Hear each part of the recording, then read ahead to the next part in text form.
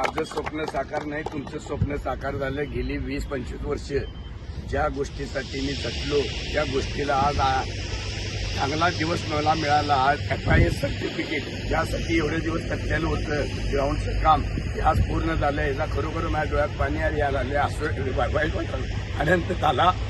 पण एक लक्षात यासाठी अनेक लोकांनी मला म्हणजे आमदार, खासदार, पत्रकार बंधू असतो त्या माझी नगेशिवाय सगळ्या लोकांनी मला सहकार्य केलं. आज खेळाडू तुमचं स्वप्न लवकरात लवकर आता आचारसंहिता असल्यामुळे 1 महिना आपल्याला खेळता येणार नाही. चांगलं उद्घाटन करून लवकरात लवकर चालू करा. महापालिका कर्मचारी, अधिकारी असू द्यात, आमची DS ऑफिसचे आधी लोक असू द्यात, पत्रकार बंधू असू द्यात, अशा सगळ्या लोकांनी आपल्याला सहकार्य केलं आणि कोल्हापूर इंटरनॅशनल ग्राउंड आज नॅशनल ऑल इंडिया स्पर्धा घेण्यासाठी मान्यता मिळाल्याचं सर्टिफिकेट मिळालं.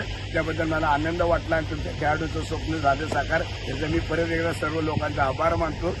आणि सदैव आमच्या अशोक पाटीलच्या नावावर एवढं मी तुम्हाला सांगतो, खेळाडू हे तुमचं आहे, माझं काय नाही आहे. एवढं आता करायचं काम माझं केलं. जय हिंद, जय महाराष्ट्र.